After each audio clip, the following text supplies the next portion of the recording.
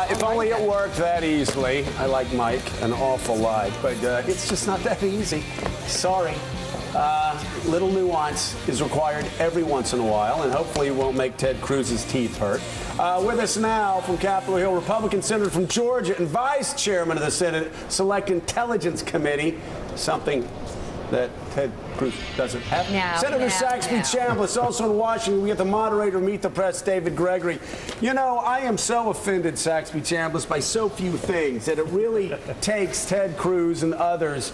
It takes a lot of work to offend me. I've seen a lot of demagoguery on Capitol Hill, but the suggestion that Saxby Chambliss and Tom Coburn and Republicans in the Senate either vote to shut down the government or they support Obamacare is one of the stupidest, most demagogic arguments I have heard in my 20 years around Capitol Hill. What say you? Well, you know, I appreciate Ted Cruz's enthusiasm and whatnot, but you and I know Tom Coburn. Yes. You and I know the other conservatives that came in '94, some of whom are still in the Senate now.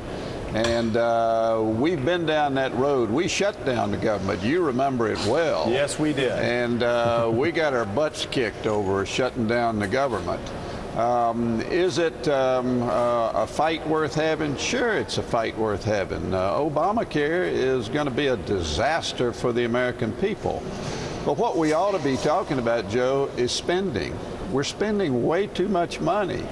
If our folks really want to get united behind something that all Republicans agree with and that we have a strategy to move forward on, it's spending. And Obamacare, the parts of Obamacare that are kicking in, frankly, are mandatory portions of it. I'm not sure that there's enough in a discretionary way, which is what we have jurisdiction over, that we can control in this CR. All right. So, well, plus, you got a president that's never going to sign any. Of course not. And you also got a president that's going to celebrate the Republicans making the same mistake we made back when we shut down the government and basically reelected Bill Clinton. Now, let's talk about something that can be done. Yeah, there's something that can be done. Front page of the Wall Street Journal. I've talked to a lot of Republicans on the Hill this morning who were optimistic about the president's words when it comes to corporate tax rates. And Tom Cole said if he's really serious about cutting corporate tax rates and making American business more competitive globally, then he's all ears. Let's figure out a way towards a grand bargain. Do you agree? Oh, I agree 100%. You know, he didn't go far enough, but look, he made the right step. And whether it was Bo Simpson, Gang of Six, Domenici Rivlin, we all agreed that one thing that will really invigorate and energize this economy is major tax reform, particularly on the corporate side. If we move to a territorial system and allow our corporations in America that earn money overseas to bring that money back, pay their taxes overseas like they should, bring that money back to the United States and invest it here, that's what's going to create jobs. So when he mentioned repatriation, that's a major move and a major step and something, again, I think we can all agree on. So let's hope that he's serious about it. Robert Gibbs, I'm hearing just so many positive comments this morning from Republicans talking about the possibility of a deal if the president's serious about tax reform. Well, I think what Senator Chambliss just mentioned was, this was a step for the president to embrace and to put on the table, bringing that money back at a rate that is far lower than what the corporate rate is in law now. So I do think it is a big step, and I think it's good to see that the morning after,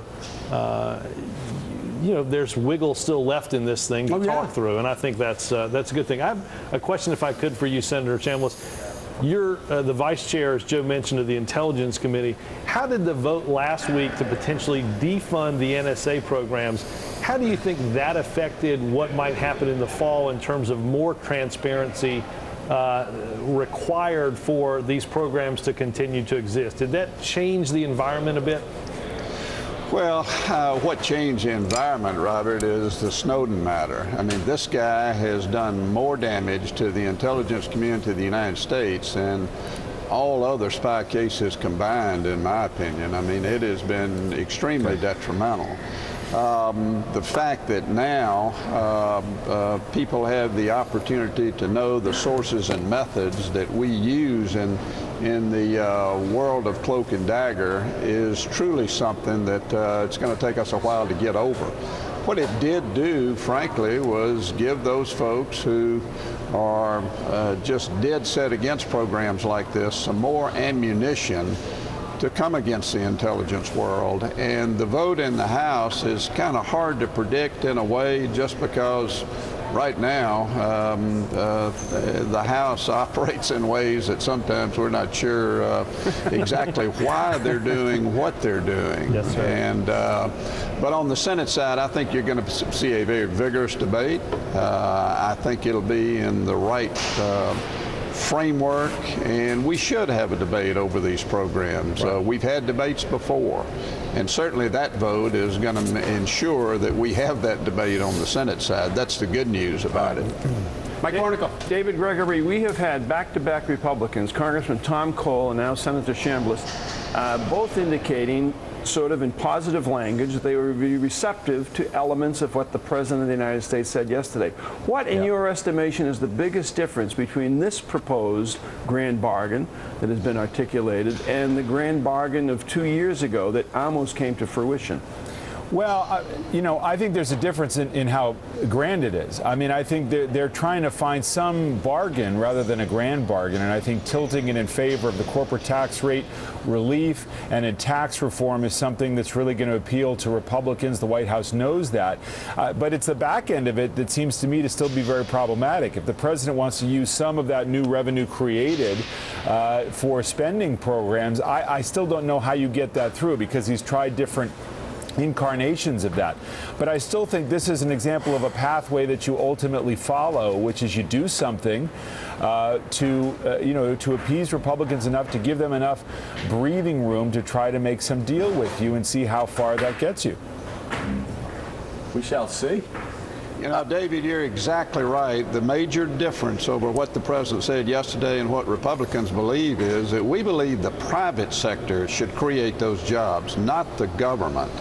And if we take that money and instead of taxing it again and spending it from a government perspective, if we invest that money through those corporate entities here in the United States, that's what will create the jobs, and that's what will invigorate. Hey, David Gregory, let me ask you.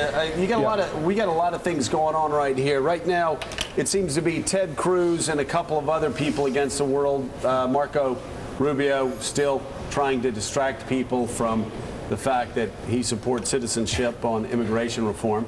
But you got Ted Cruz and Mike Lee. Obviously, I understand why Mike Lee's doing it. Ted Cruz wants to be president next week.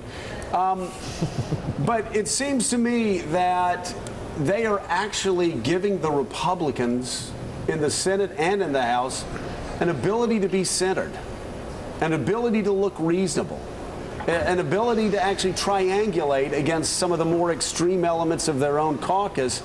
And I don't think I've seen this in a while, where so many have spoken out against such a stupid idea. It's actually really interesting, Joe, and I think it's astute. And what we're seeing in part in the Senate is this kind of thawing in the Senate. You saw it over immigration. You're hearing Senator Chambliss talking the way he's talking this morning. I don't think the dynamic has changed in the House, and I think that whether it's Senators Cruz or Lee or Paul, they're giving a little bit more sustenance to a more entrenched part of the House, conservatives in the House, who are like-minded and who are trying to push that Republican in a different way. Because I think even to the senator's point, when you have such little spending going on in the private sector, even though corporate profits are up, who else but the government has the sort of scale to create jobs through spending? I think this is where the philosophies and the ideologies are clashing at a time when you're trying to create more jobs. All right. All right, Senator Saxby, Chambliss, and David Gregory. Thank you, Saxby. Very much. Hey, and Tina Brown, thank you. Thank you. You know, Saxby, we need to get together sometime. I may come down your way. Come down to your state. Anytime. I know a special place you want to come to, and we'll take care of you. Okay, Saxby's, of course, How talking about Georgia, Alabama, and Atlanta in December? That'll be a good place. Oh, I would love that. Saxby, of course, talking about my favorite catfish restaurant that serves up the best fried okra. What's the name of it? Augusta National. What do we got next? I told you. Ahead this morning, we'll preview the upcoming NFL season with 8-time Pro Bowl receiver Chris Carter. He's out now with a new book profiling some of the sport's most compelling stars. Keep it right here on Morning Joe.